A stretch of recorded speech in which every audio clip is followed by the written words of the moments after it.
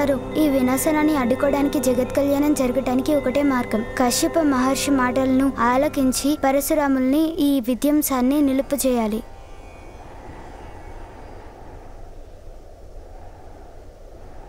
నిజం చెప్పారు గురుదేవా. నాకు నా తప్పేంటో తెలియజేశారు. నేను ఈ క్షణమే క్రోధంతో నేను చేస్తున్న ఈ స్వైర విహారాన్ని నిలిపివేస్తాను. మరి ఇప్పుడు నా కర్తవ్యం ఏమిటి గురుదేవా? ఈ ప్రశ్నకి సమాధానం మీ దగ్గరే ఉంది పరశురామ. ఇప్పుడు ఈ భూమండలమంతా తమరి అధీనంలోకి వచ్చింది కనుక దీని పునర్నిర్మాణానికి ఎలాంటి పథకం కావాలో మీరే నిర్ణయించుకోండి పరశురామ. మహర్షి, నేను ఈ భూమికి అధిపతిని కావాలనుకోవడం లేదు. దయచేసి తమరి భూమిని దానంగా స్వీకరించండి. తమరి దానాన్ని నేను తప్పక స్వీకరించగలను. ఇప్పుడు తమరు ఎక్కడ ఉంటారు? నేను అందరికీ దూరంగా ఏకాంతంలో జీవించాలనుకుంటున్నాను.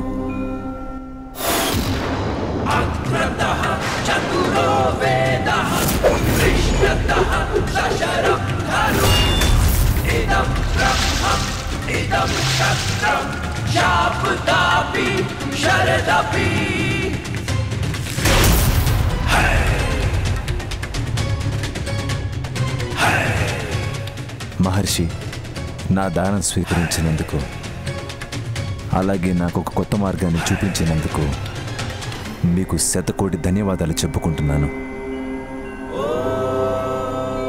నేను మహేంద్ర పర్వతానికి వెళ్ళి ఏకాంత జీవితం గడపడానికి ముందు నేను మా గురుదేవులైన మహాదేవుడి వద్దకు వెళ్ళి ధనుస్సుని తిరిగి ఇవ్వాల్సి ఉంటుంది మహర్షి.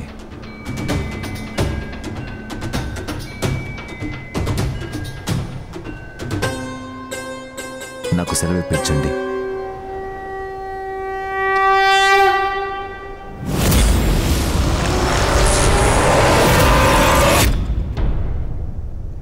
నా భయం నిజమవుతుంది. నేను ఏది జరగకూడదనుకున్నాను సరిగ్గా అదే కైలాసంలో జరుగుతుంది సరస్వతి. దేవాదిదేవ మహదేవా, ప్రణామాలు దేవదేవా, ప్రణామాలు మాత. ప్రభు, ఇప్పుడే తెలిసింది పరశురాముల వారు తమ యుద్ధాన్ని విరమించారట. తమరి శుభవార్త వినగానే ప్రాణం లేచి వచ్చినట్టయింది నందీశ్వర. అవును శ్రీ గణేశ, పరశురామ ప్రభువు కశ్యప మహారాజుకి వాగ్దానం చేశారట.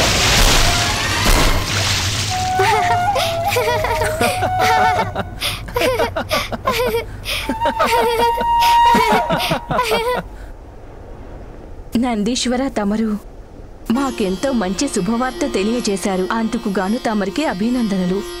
అయినా నీటి బిందె చేజారిందంటే ఎవరో ముఖ్య అతిథి వస్తున్నారన్న మాటే కదా.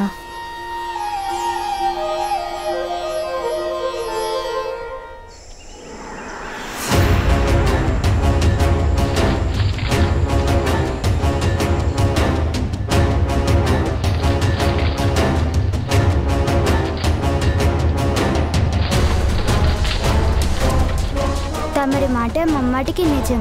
అందుకే ఏదో కలకలం ఆరంభమైంది.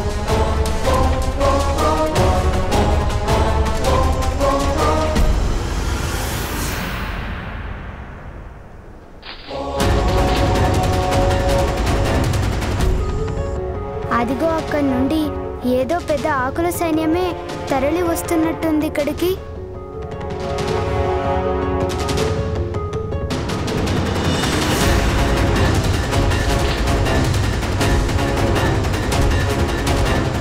పుత్ర, అది పచ్చని ఆకుల సైన్యం కాదు.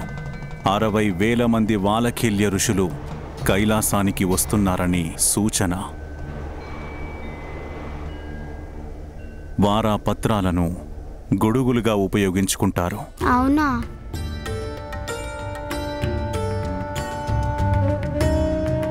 హర హర మహాదేవ, హర హర మహాదేవ, హర హర మహాదేవ.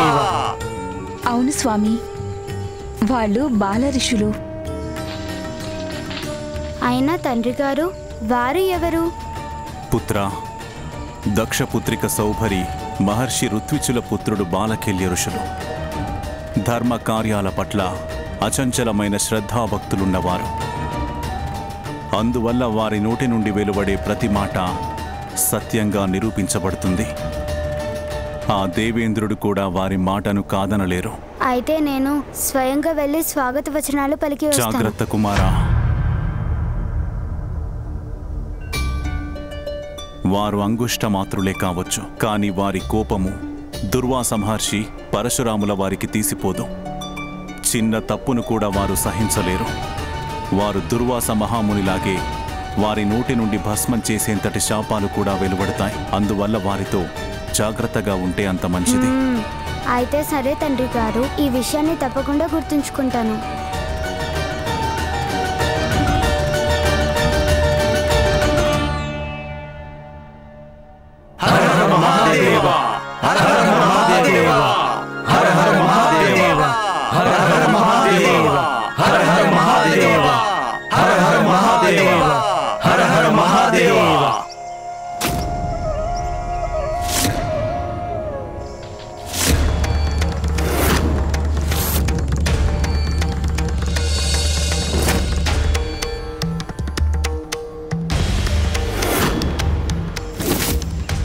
బాలకిల్య ఋషిదారికి అడ్డు తగిలినందుకు గాను నేను నిన్ను పుష్ప ఫలరహితమైన మోడు చెట్టుగా మారిపోవాలని శపిస్తున్నాను. ఇదే నా శాపం.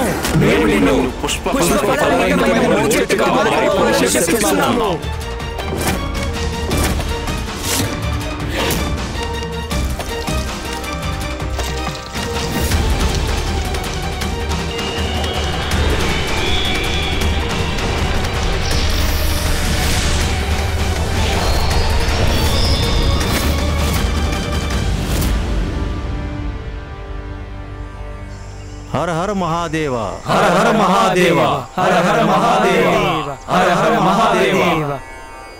బాలకిల్య మహర్షి వచ్చి మనకుల శాపాలిస్తే ఎలా? బాలకిల్య మహర్షులకు ఏ లోటు రానివ్వకూడదు. అందువల్ల మనం వారికి ఘనమైన స్వాగత సత్కారాలు జరపాలి. ప్రభు, మేము వారిని ఆహ్వానించడానికి ఏర్పాట్లు చేసుకుంటాం. ఆజ్ఞనివ్వండి.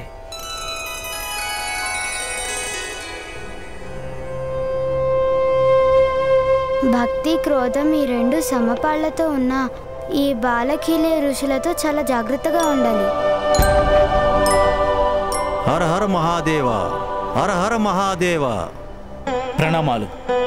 నన్ను నంది అంటారు. కైలాసానికి విచ్చేస్తున్న సందర్భంగా నేను మీకు బాలకన్య ఋషులందరికీ ఆహ్వానం పలుకుతున్నాను.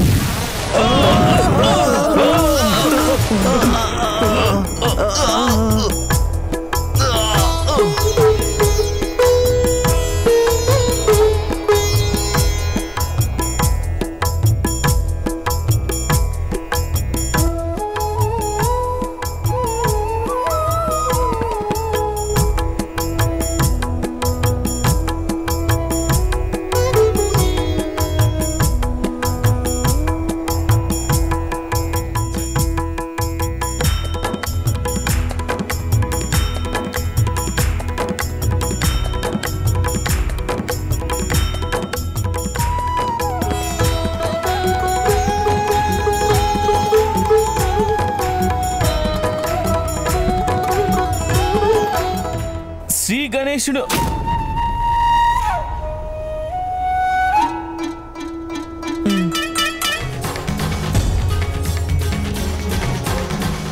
అయ్యో బాబోయ్, ఇప్పుడు ఈ మహర్షులకు కోపం వచ్చిందంటే నన్ను శపించేస్తారు. మీరే కాపాడాలి శ్రీ గణేశ.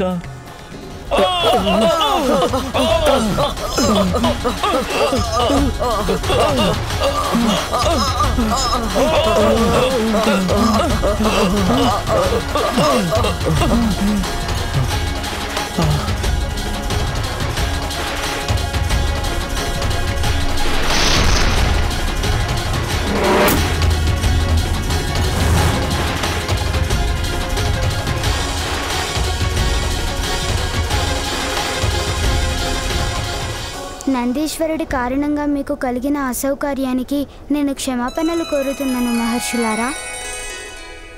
అయితే తప్పకుండా మీరు మహాదేవుడి పుత్రుడైన విఘ్నహరుడైన గణేశుడై వారి ధ్వని మన అందరికీ వినపడటం కోసం ప్రతి మాటని అందరూ పలుకుతున్నారు. మా కైలాసయాత్ర చివరి దశలో కలిగిన విఘ్నాన్ని నివారించి తమరే సర్వ విఘ్నాలను హరించగలవారని నిరూపించుకున్నారు గణేశ. తమన్ని కలవడం మాకెంతో సంతోషంగా ఉంది. అందువల్ల మేము నందీశ్వరుడు చేసిన తప్పును క్షమించి వదిలిపెడుతున్నాము.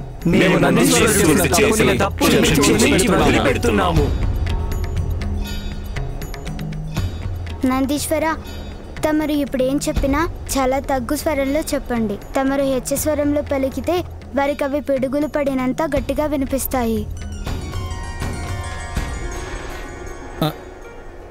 ఋషి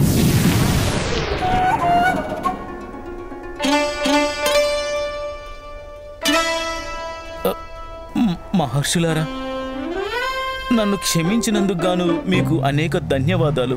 కానీ ఒక విషయం గుర్తుంచుకోండి, మేము చేస్తున్న ఈ కైలాస యాత్రలో మాకేదైనా కష్టం కలిగిందంటే మాత్రం మరోసారి మేము మా క్రోధాన్ని నియంత్రించుకోలేకపోవచ్చు. జాగ్రత్త.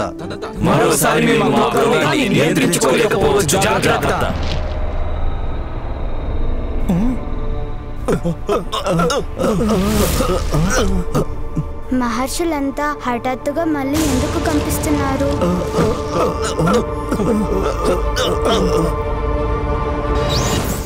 అరే మూషికోత్తముడు, ప్రభు,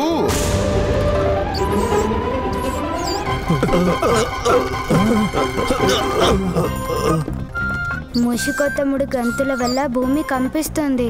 దానివల్లే బాలకీల్యులు స్థిరంగా నిలబడలేకపోతున్నారు. మూషికోత్తమ, ఆగండి, ఆగండి. వస్తున్నాను ప్రభు, వస్తున్నాను. ప్రభు శీఘ్రంగా రమ్మని నన్ను ఆదేశిస్తున్నారు. ఎందుకో వచ్చేస్తున్నాను ప్రభు. ఇదిగోండి ఇప్పుడే. ఆగండి మూషికోత్తమ, అక్కడే ఆగండి. ప్రభు, నాకు అంతా అర్థమైంది. నేను ఇంకా వేగంగా రావాలి, అంతేగా. వస్తున్నాను. ఆగండి, ఆగండి, అక్కడే ఆగండి.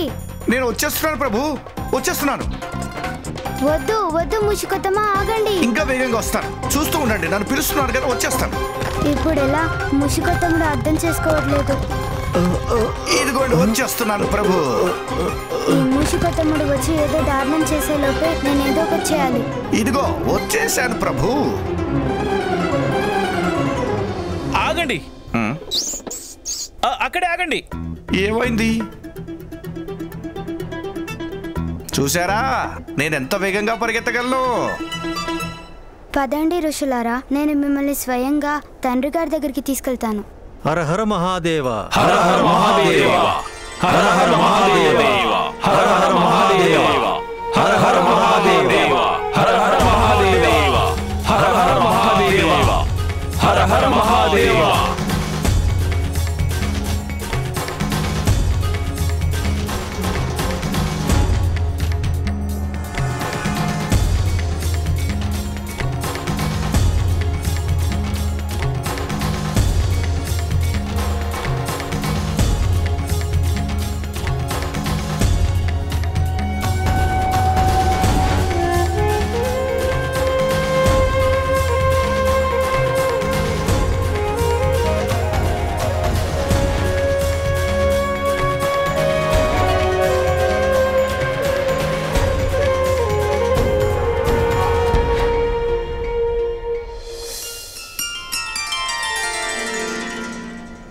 హర హర మహాదేవ, హర హర మహాదేవ, హర హర మహాదేవ.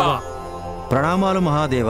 ప్రణామాలు పార్వతీమాత. ప్రణామాలు మహాదేవ, ప్రణామాలు పార్వతీమాత. ప్రభు, తమరి ఆశీర్వాద బలంతో కైలాసానికి రావడము మా ప్రథమ ఉద్దేశము. శ్రీ గణేశుడి సహాయంతోనూ నిర్విఘ్నంగా నెరవేరింది ప్రభు. వారి సమయస్ఫూర్తి ఎంత గొప్పతో అర్థమైంది ప్రభు. శ్రీ గణేశుడి సహాయంతో నిర్విఘ్నంగా నెరవేరింది ప్రభు. వారి సమయస్ఫూర్తి ఎంత గొప్పతో అర్థమైంది. ఇప్పుడు మా రాకకు కారణం చెప్పడానికి మాకు తమరి యొక్క అనుమతి కావాలి ప్రభు. తమరి అనుమతి కావాలి ప్రభు.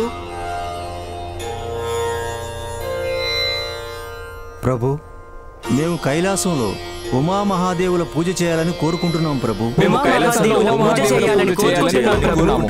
మీ అంతటి మహర్షుల వినమ్ర విన్నపాన్ని నేనెలా కాదనగలను? మీ పూజలకు అనుమతినిస్తున్నాను. హర హర మహాదేవ, హర హర మహాదేవ, హర హర మహాదేవ. పుత్ర గణేశ, బాలకిల్య ఋషులు ఆచరించే పూజ నిరాటంకంగా సాగాలి. కైలాసంలోకి వచ్చిపోయే వారి వల్ల వీరి పూజకు ఎలాంటి విఘ్నము కలగకూడదు. కనుక ఈ బాధ్యతలను పూర్తిగా నీవే చూసుకోవాలి. పుత్ర, తండ్రి ఆజ్ఞను పాటించడం సంతానం బాధ్యత. నాకు ఈ బాధ్యత అప్పగించడం మహాభాగ్యం మాత. మహర్షుల పూజలు పూర్తయ్యే వరకు నేను కైలాసంలోకి ఎవరిని రానివ్వను.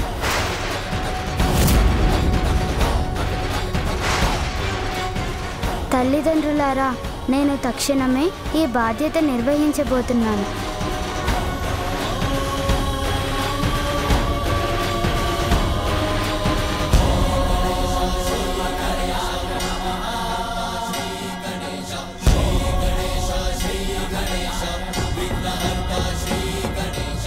ప్రభు, మేమంతా బాలకిల్య మహర్షి పూజకు ఏర్పాట్లు ఆరంభిస్తాం.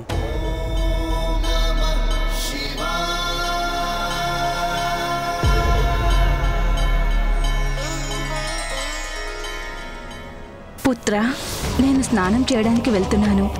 గుర్తుంచుకో, ఎవ్వరినీ లోపలికి రానివ్వకూడదు.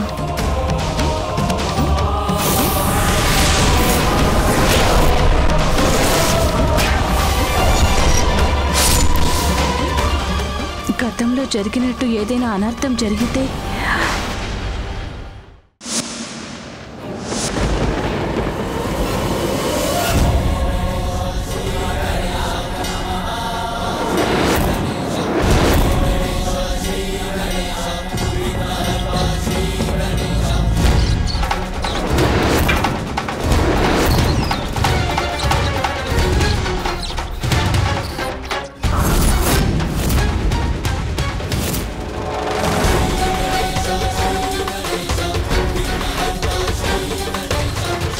తల్లిదండ్రుల ఆజ్ఞంటే తూచా తప్పక పాటించాలి. ఎంత జాగ్రత్తగా ద్వారపాలనం చేస్తే అంత మంచిది.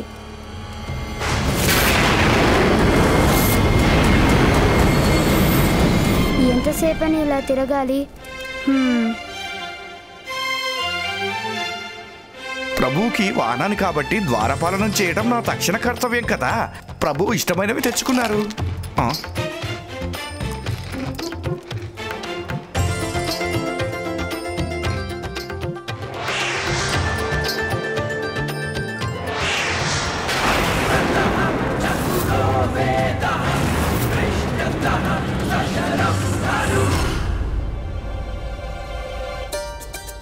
అయ్యో, ప్రభు చాలా ఇష్టమైన పదార్థాలు తింటున్నట్టున్నారు. ముందు పండ్లన్నీ తినేసి ఇష్టమైన మోదకాలు చివర్లో తింటాను. నేను కూడా నాకు ఇష్టమైనవన్నీ తెచ్చుకొని తినాల్సిందే.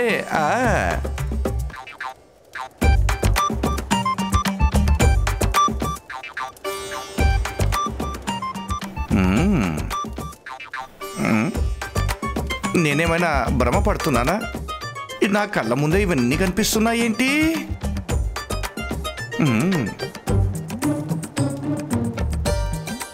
ఇవన్నీ కూడా నన్నే వెతుక్కుంటూ వచ్చాయి. అదిగా వచ్చేస్తున్నాయి. కష్టపడి సంపాదించుకుని తింటే వాటి రుచి చాలా బాగుంటుంది. స్వయంగా ఆ పళ్ళే నన్ను వెతుక్కుంటూ వస్తున్నాయి. అది కూడా నా సమీపంలోనికే. ఇప్పుడే వాటిని తినేస్తాను. ఆగండి ముషికోత్తమా, ఎక్కడికి ఎగురుకుంటూ వెళ్తున్నారు?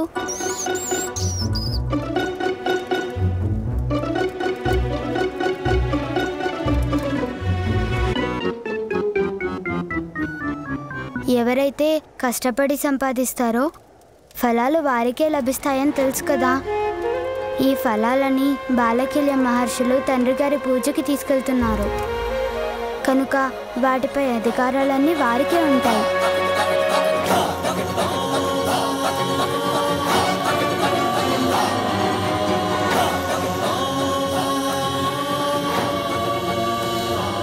మహర్షులారా, మీ అందరి అపారమైన భక్తికి నేనెంతో సంతోషిస్తున్నాను. మీరేమీ కష్టపడకండి. మీకు సహాయం చేసే అవకాశాన్ని కలిగించండి మా మూషికోత్తముడికి.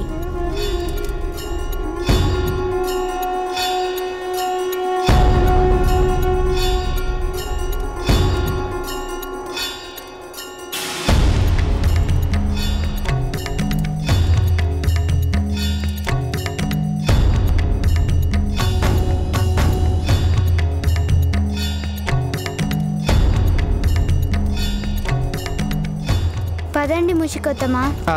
అటులనే ప్రభు.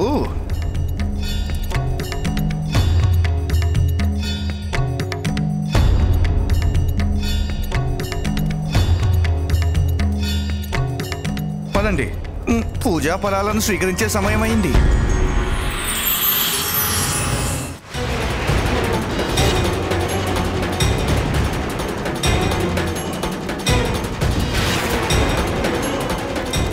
నేను త్వరగా నా గురువైన మహాదేవుడి దర్శనం చేసుకోకపోతే నా మనసుకి శాంతి ఉండదు. ఒక్క క్షణం ఆలస్యమైనా సహించలేను నేను.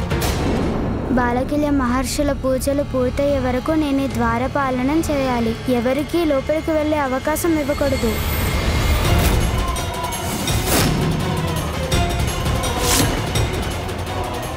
ఇక ఇప్పుడు నా అడుగులు మహాదేవుడి దర్శనం చేసుకుంటే గానీ ఆగవు.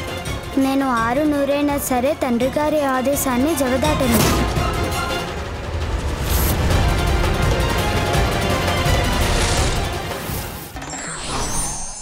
ప్రతి వారికి వారి శక్తుల గురించి తెలియడం ఎంత ముఖ్యమో వాటిని తమ స్వార్థానికి ఎంత మాత్రం ఉపయోగించకపోవడం అంత అవసరం.